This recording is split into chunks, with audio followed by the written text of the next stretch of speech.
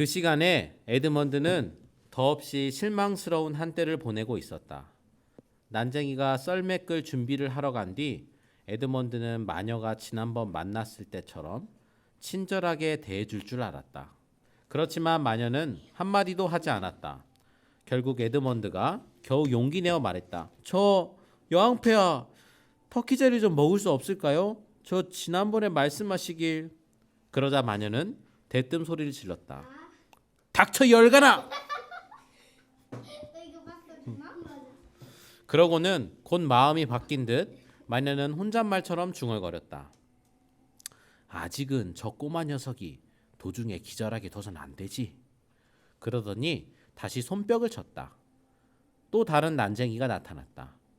마녀가 말했다. 저 인간에게 먹을 것과 마실 것을 갖다 주어라. 밖으로 나간 난쟁이는 금방 물이 조금 남긴 녹그릇과 말라빠진 빵 한 쪼가리가 놓인 쇠 접시를 들고 돌아왔다. 난쟁이는 불쾌한 태도로 희죽 웃으며 에드먼드 옆 바닥에 그것들을 내려놓으며 말했다. 꼬마 왕자님을 위한 터키 젤리 대령이요. 에드먼드는 골이 나서 말했다. 가져가요. 이따위 말라빠진 빵은 먹고 싶지 않아. 그 순간 마녀가 에드먼드를 매섭게 쏘아보는 바람에 에드먼드는 얼른 잘못했다고 말하고 빵을 오물오물 씹기 시작했다. 하지만 빵은 어찌나 딱딱한지 제대로 삼킬 수도 없을 정도였다. 마녀가 말했다. 빵 맛을 다시 보기 전까지 그것만으로도 감지덕지해야 할 거야. 에드먼드가 계속 빵을 씹고 있는 사이에 첫 번째 난쟁이가 돌아와 썰매가 준비되었다고 알렸다. 하얀 마녀는 에드먼드에게 같이 가자고 명령하며 자리에서 일어나 밖으로 나갔다. 둘이 안뜰로 나왔을 때에는 다시 눈이 내리고 있었다. 그러나 마녀는 날씨 따위는 아랑곳하지 않고 썰매에 올라타 에드먼드를 옆에 앉혔다. 마녀는 떠나기 전에 회색 늑대 모그림을 불렀다. 모그림은 거대한 개처럼 썰매 옆으로 후다닥 달려왔다. 마녀가 말했다. 너희 늑대 중에서 가장 빠른 녀석 하나를 데리고 당장 비버의 집으로 가거라. 가서 눈에 띄는 건 모조리 사정없이 죽여버려. 만일 놈들이 벌써 떠났으면 전속력으로 돌탁자 언덕까지 가거라. 단 들켜선 안 돼. 거기에 숨어서 나를 기다려. 그동안 나는 강을 건널 수 있는 곳을 찾아 서쪽으로 몇십 킬로미터나 가야 하니까. 놈들이 돌탁자 언덕까지 닿기 전에 따라잡아야 한다. 놈들을 발견하면 뭘 어떻게 해야 하는지 알고 있겠지?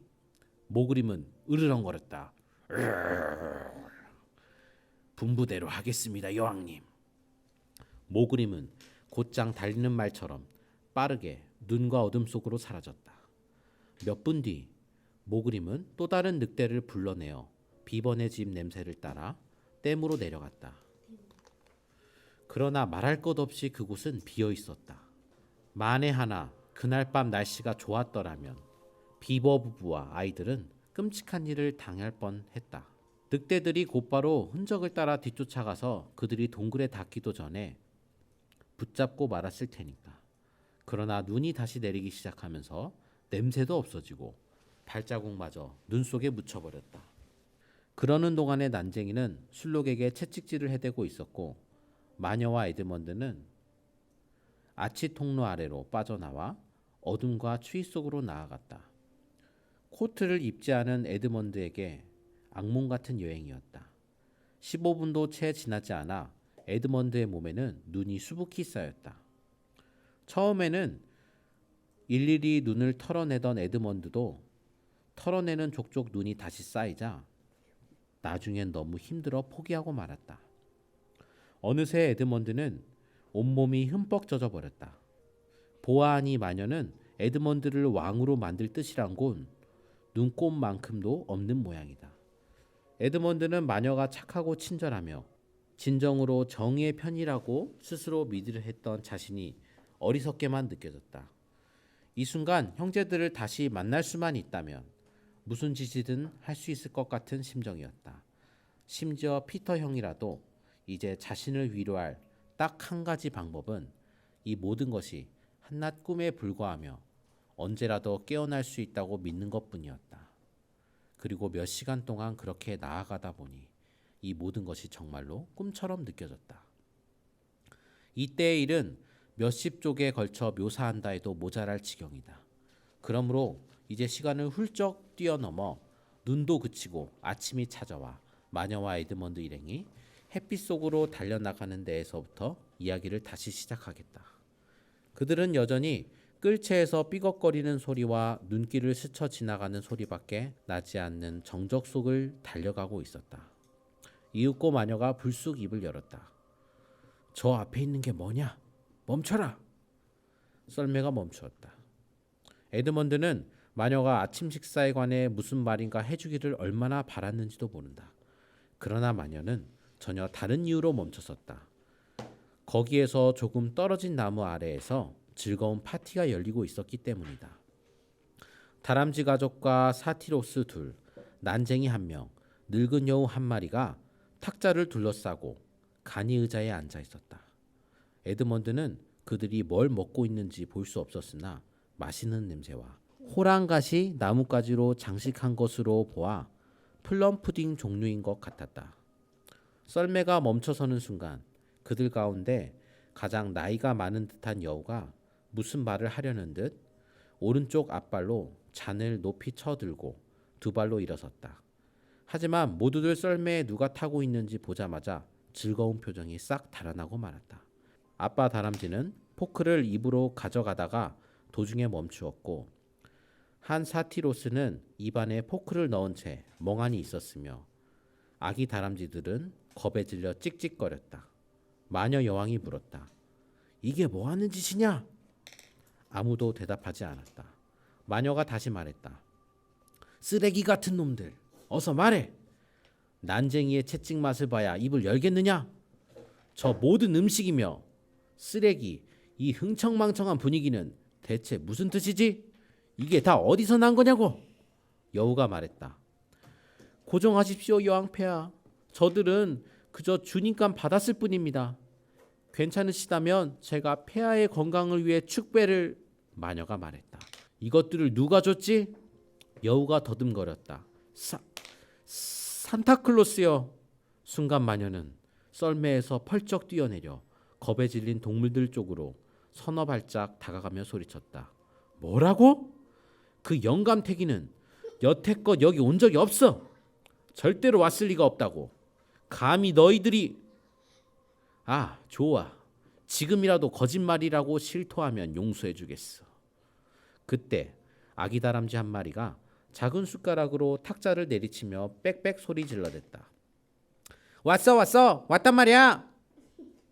에드먼드는 마녀가 입술을 꽉 깨물자 하얀 뺨 위로 피 한 방울이 배어나오는 것을 보았다.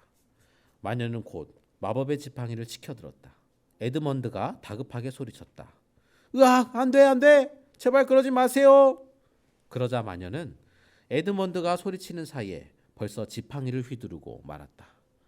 그 즉시 즐거운 파티가 열리던 곳에는 돌 접시와 돌 플럼 푸딩 요리가 놓인 돌탁자에 이미 돌이 되어버린 동물들이 둘러앉아 있을 뿐이었다. 한 석상은 돌 입으로 돌 포크를 가져가는 동작에서 영원히 멈춰버렸다. 마녀는 다시 썰매에 올라탄 뒤 에드먼드의 뺨을 까무러칠 정도로 냅다 후려 갈기며 말했다. 찰싹! 염탐꾼과 반역자들 편을 들면 어떻게 되는지 너에게 가르쳐주기 위해 한 거다. 자, 가자! 에드먼드는 이 이야기에서 처음으로 자기가 아닌 남에 대해 미안한 마음을 가졌다.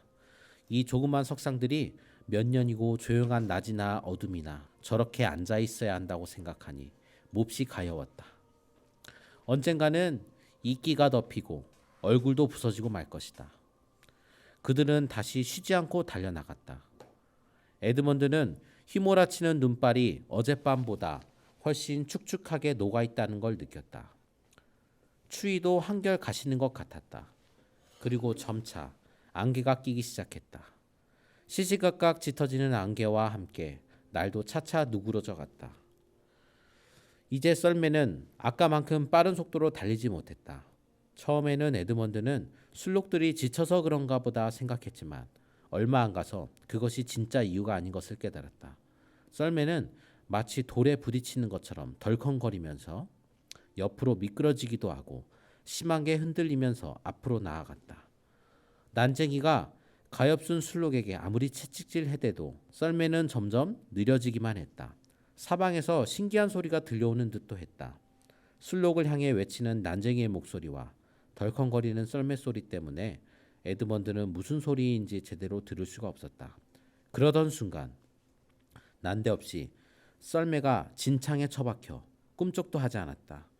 한순간에 정적이 흘렀다. 그 정적 속에서 에드먼드는 마침내 다른 소리를 간신히 들을 수 있었다. 신기하고 감미로운 살랑대고 조잘대는 소리. 그러나 예전에 들어본 적이 있는 소리여서 그렇게 신기하게만 느껴지지는 않았다. 어디서 들었는지 기억할 수만 있다면 그때 퍼뜩 생각이 떠올랐다. 바로 물 흐르는 소리였던 것이다. 보이지는 않았지만 근처 어딘가에서 졸졸졸, 찰싹찰싹, 뽀글뽀글, 퐁퐁 시냇물이 흐르고 멀리서부터 콸콸 소리도 들려왔다. 에드먼드는 이제 그 혹독한 추위가 끝났다는 것을 깨닫자 가슴이 벅차올랐다. 바로 곁에 있는 나뭇가지들에서는 물방울이 똑똑똑 떨어지고 있었다.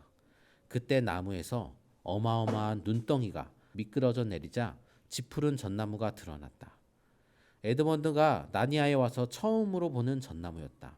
그러나 마녀가 호통을 치는 바람에 더 이상 바라보며 귀를 기울이고 있을 틈이 없었다. 야, 이 멍청아! 멀뚱멀뚱 앉아있지 말고 썩 나가 도와! 에드먼드는 시키는 대로 할 수밖에 없었다. 에드먼드는 질척질척해진 눈밭으로 내려가 난쟁이를 도와 진흙구덩이에서 썰매를 끌어냈다. 이윽고 썰매를 다 끌어내자 난쟁이가 술록들을 인정사정 없이 닦아세웠다.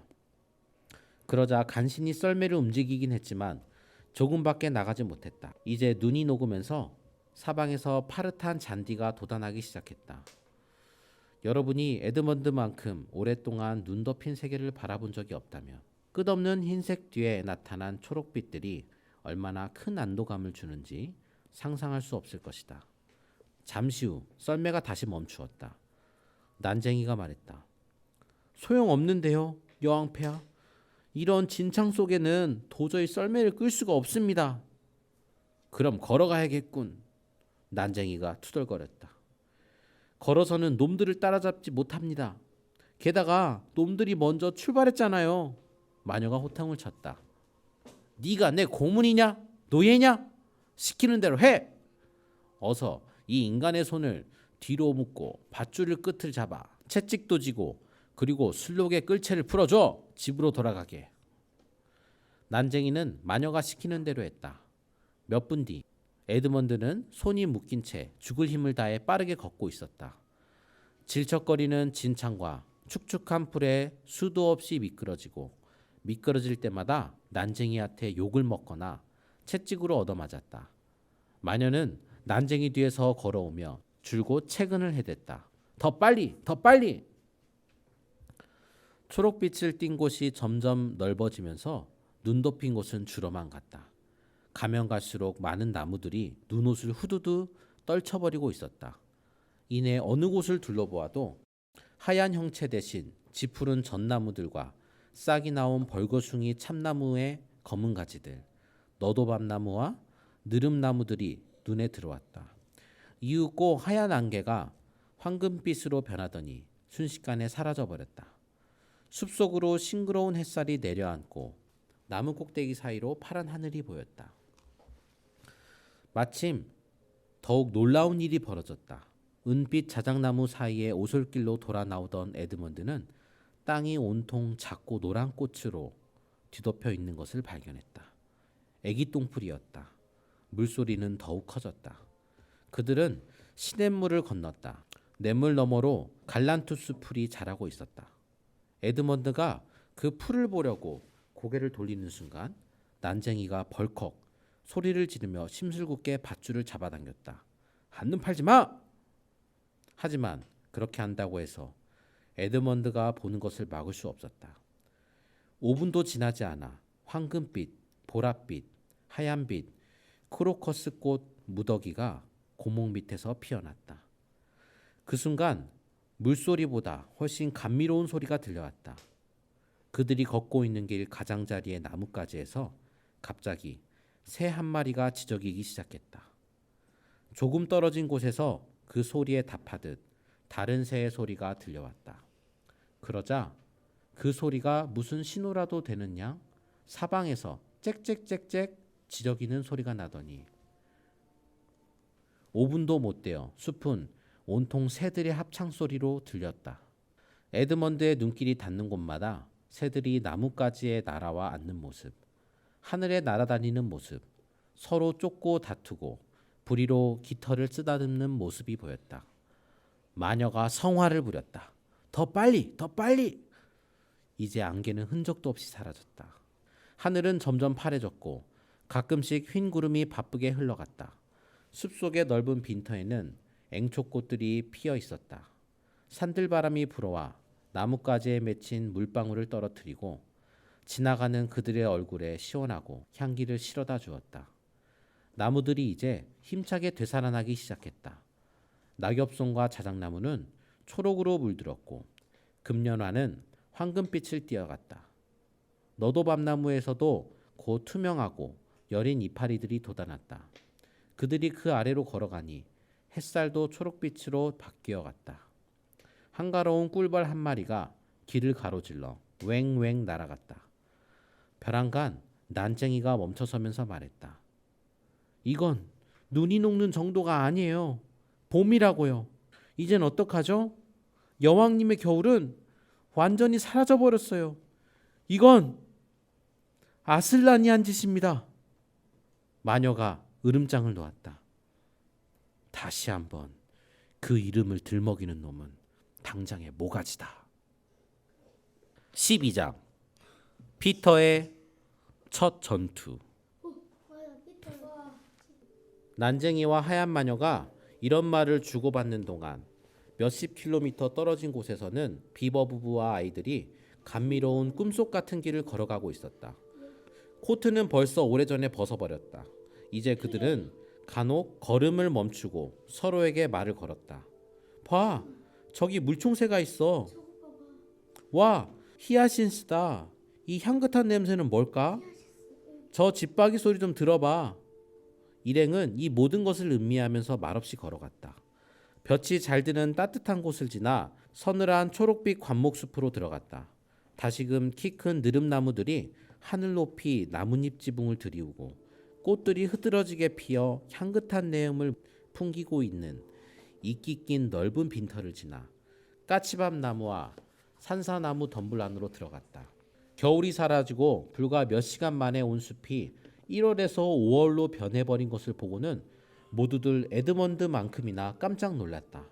이 모든 변화가 아슬란이 나니아에 왔기 때문에 일어났다는 사실을 확실히 몰랐다. 그러나 마녀 때문에 끝없이 겨울이 계속되고 있다는 것은 잘 알고 있었기 때문에 모두들 이 신비한 봄이 시작되자 마녀의 흉계가 잘못되어 가고 있다는, 그것도 아주 많이 잘못되어 가고 있다는 사실만은 알아차렸다. 이렇게 해빙이 계속되면 마녀가 더 이상 썰매를 쓸 수 없을 거라는 사실도 깨달았다. 그래서 별로 서두르지 않고 전보다 더 자주 오래 쉬면서 길을 갔다. 물론 피곤하기는 마찬가지였지만 아까처럼 심하지는 않았다. 다만 온종일 밖으로 돌아다녔을 때 누구나 느끼는 것처럼 온몸이 나른하고 금방이라도 가라앉을 듯한 기분 속에서 걸음이 더뎌졌을 뿐이다. 수자는 한쪽 발꿈치에 가벼운 물집이 생겼다. 일행은 좀 전에 커다란 강에서 벗어났다. 돌탁자 언덕으로 가려면 약간 오른쪽으로 가야 했다. 설사 이 길이 그들이 가려던 길은 아닐지라도 얼음이 녹기 시작한 이후로 강기슭에 있는 골짜기 쪽으로는 갈 수 없었다. 얼음과 눈이 녹은 누런 흙탕물이 천둥치듯이 요란한 소리를 내며 홍수가 되어 강으로 흘러들어갔으니 그 골짜기 길은 물에 잠겨 있을 게 뻔했다. 이제 해는 기울고 하늘에는 노을이 점점 붉게 물들어갔다. 그림자가 길어지면서 꽃들이 몸을 움츠리기 시작했다. 비버씨가 말했다. 이젠 얼마 안 남았어요. 비버씨는 키 큰 나무들이 두 팔을 벌린 채 자라고 있는 아주 폭신폭신한 이기가 낀 어떤 곳을 지나 일행을 오르막길로 이끌었다. 하루 종일 걸음 끝에 언덕을 오르려니 숨이 턱까지 차올랐다. 루시가 속으로 쉬지 않고 꼭대기까지 올라갈 수 있을까 걱정하고 있는데 어느새 그들은 꼭대기에 올라와 있었다. 눈앞으로 장관이 펼쳐졌다. 일행은 탁 트인 푸른 언덕에 서서 아래를 내려다보았다. 정면을 제외하고는 눈길 닿는 데까지 온통 숲이 펼쳐져 있었다. 멀리 동쪽으로는 반짝거리는 뭔가가 움직이고 있었다. 피터가 수잔에게 나지막이 속삭였다. 와, 바다야. 탁 트인 푸른 언덕 꼭대기 한가운데 돌탁자가 놓여 있었다. 돌탁자는 4개의 버팀돌이 받치고 있는 커다란 회색 석판이었다. 아주 오래되어 보이는 석판에는 무슨 뜻인지 몰라도 글자처럼 보이는 이상한 선과 도형들이 가득 새겨져 있었다. 그 글자는 보는 이에게 신기한 느낌을 주었다. 그 다음에는 고원 한쪽에 세워져 있는 커다란 천막이 보였다. 지는 노을빛을 받아 더 아름답게 보이는 그 천막은 옆면이 노란 비단 같은 천으로 되어 있고 상어로 만든 말뚝에 진홍빛 밧줄로 묶여 있었다. 천막 위로 높이 솟은 깃대 위에는 사나운 빨간 사자 그림이 그려져 있는 깃발이 멀리 바다에서 불어오는 산들바람처럼 펄럭이고 있었다. 그들이 이 광경을 보고 있을 때 오른쪽에서 음악 소리가 들려왔다. 그쪽을 돌아본 순간 그들은 자신들이 만나러 온 바로 그분을 발견했다. 아슬란은 자신을 반달 모양으로 에워싼 창조물들 한가운데에 서 있었다. 그들은 현악기를 들고 있는 나무 여인들과 우물 여인들도 있었다. 음악 소리는 바로 이 여인들이 연주하는 소리였다. 거대한 켄타우로스도 4명이나 있었는데 말의 형상을 한 아랫부분은 영국 농장의 거대한 말과 비슷했고 인간의 형상을 한 윗부분은 무시무시하면서도 아름다운 거인과 비슷했다. 또 유니콘과 인간의 두상을 한 황소도 펠리컨, 독수리, 엄청나게 큰 개도 있었다. 아슬란 바로 옆에는 표범 2머리가 각각 왕관과 군기를 들고 서 있었다. 그러나 비버 부부와 아이들은 아슬란을 보자 어떻게 해야 할지 또 무슨 말을 해야 할지 몰라 막막했다. 나니아에 한 번도 와본 적이 없는 사람들은 착하면서도 동시에 무서운 존재란 없다고 생각할 것이다. 이 아이들이 예전에는 그렇게 생각했지만 이제는 그런 생각을 바꾸게 되었다. 아이들은 아슬란의 얼굴을 똑바로 쳐다보려고 했지만 황급빛 갈기와 근엄하고 엄숙하고 압도적인 분위기를 풍기는 커다란 2 눈을 힐끗 보았을 뿐이다. 아이들은 사시나무 떨듯 온몸을 부들부들 떨고 있었다. 비버씨가 속삭이듯 말했다. 앞으로 나가요. 그러자 피터가 속삭였다. 아니요. 먼저 나가세요. 비버씨는 다시금 속삭이듯 대꾸했다. 아니요. 동물보다는 아담의 아들이 먼저죠. 피터가 나지막이 속삭였다. 수잔, 네가 나가보는 게 어때? 원래 숙녀 먼저잖아. 수잔이 소곤거렸다. 아니야. 나이 많은 사람이 먼저야. 이렇게 실랑이가 길어지자 어색한 느낌만 짙어졌다. 결국 피터는 자신이 나서야 한다는 것을 깨달았다. 피터는 검을 빼들어 경례하듯 들어올린 뒤 다른 이들에게 서둘러 말했다. 따라와요. 다들 정신 차리고요. 피터는 사자 앞에 나아가 말했다. 저희가 왔습니다, 아슬란님. 잘 왔다. 아담의 아들 피터, 잘 왔다. 이브의 딸 수잔과 루시, 잘 왔다. 비버들. 굵직하고 우렁찬 아슬란의 목소리는 그들의 조바심을 씻은 듯이 없애주었다. 그들은 더없이 기쁘고 편안했으며 아무 말 없이 서 있는 것도 더 이상 어색하지 않았다. 아슬란이 물었다. 그런데 다른 한 아이는 어디 있느냐? 비버씨가 대답했다. 아슬라님, 그 아이는 우리를 배신하고 하얀 마녀와 한패가 되려 하고 있습니다. 그러자 피터는 왠지 이 말을 해야 할 것 같아 입을 열었다. 거기에는 제 잘못도 있어요, 아슬라님. 제가 그 애를 잘못된 길로 가도록 부추긴 것 같아요. 화를 냈거든요. 아슬란은 피터를 용서하거나 나무라는 말 한마디 없이 커다란 눈으로 한결같이 피터를 바라보고 있었다. 모두들 더 이상의 말이 필요 없다는 걸 깨달았다. 이윽고 루시가 말했다. 저 아슬란님, 에드먼드 오빠를 구할 길이 없을까요? 아슬란이 대답했다. 할 수 있는 방법은 다 써보마. 하지만 너희들이 생각하는 것보다 더 힘들지도 모르겠구나. 그러고 나서 아슬란은 다시 얼마간 침묵을 지켰다. 그때까지 루시는 아슬란의 얼굴이 위엄있고 강하고 평화로워 보인다고 생각했다. 그런데 문득 아슬란의 표정이 왠지 슬퍼 보인다는 생각이 들었다. 그러나 다음 순간 그 표정이 완전히 사라졌다. 사자는 갈기를 흔들고 아빠를 마주치며 말했다. 그동안 파티를 준비하거라. 여인들아, 이브의 딸들을 천막으로 데려가서 보살펴 주어라. 여자아이들이 사라지자 아슬란은 부드럽긴 해도 아주 무거운 자신의 아빠를 피터의 어깨에 얹으며 말했다. 이리 오너라, 아담의 아들아. 네가 왕이 되어 머무를 성을 멀리서나마 보게 해주마. 피터는 검을 쥔 채 사자와 함께 언덕 꼭대기 동쪽 끝으로 나아갔다. 아름다운 전경이 눈에 들어왔다. 해가 등 뒤로 지고 있어 발 아래에 보이는 온 세상이 저녁 노을을 받아 빛나고 있었다. 숲과 언덕과 골짜기와 은빛 뱀처럼 구불구불 흘러가는 큰 강 하류가 내려다 보였다. 그리고 이 모든 것들 너머로 아득히 먼 곳에 바다가 있었고 바다 너머에는 노을에 물들어 장밋빛으로 변해가는 구름들이 하늘을 수놓고 있었다. 그런데 나니아의 땅과 바다가 만다는 큰 강 어깃계의 작은 언덕 위에 뭔가 반짝이는 것도 보였다. 그것은 성이었다. 피터와 노을이 지는 쪽으로 나 있는 모든 창문들이 햇빛에 반사되어 반짝거렸던 것이다. 그러나 피터에게는 그것이 꼭 바닷가에 자리 잡은 거대한 별처럼 보였다. 아슬란이 말했다. 자, 얘야. 저것이 케어페라벨 성이다. 저 성에는 4개의 왕자가 있는데 그 중에 하나는 내 자리다.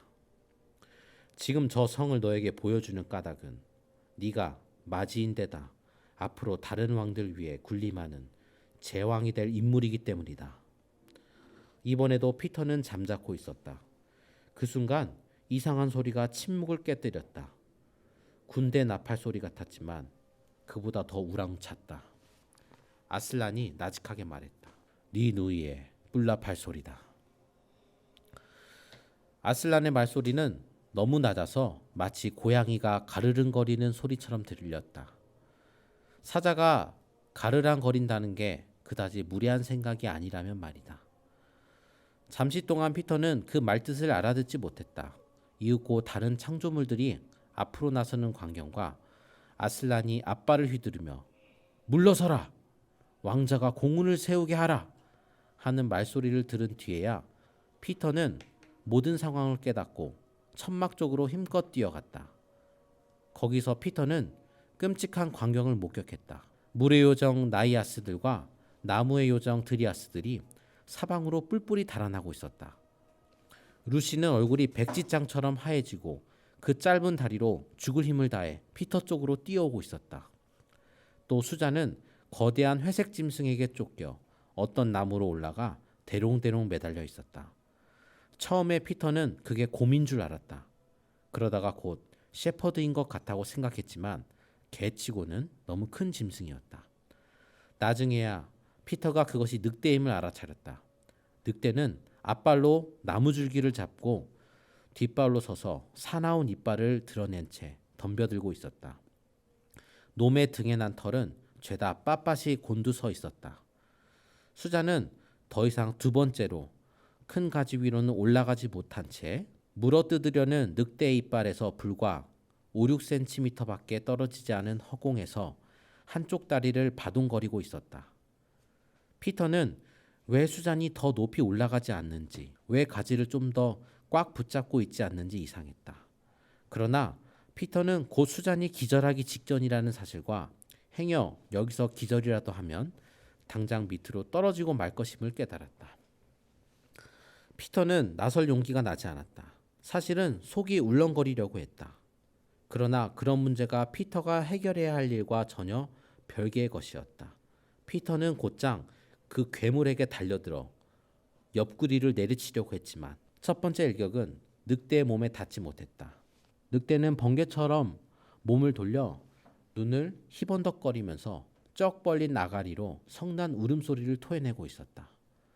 늑대가 그렇게 성을 내며 울부짖지만 않았다면 당장에 피터의 목을 덥석 물어뜯었을 것이다.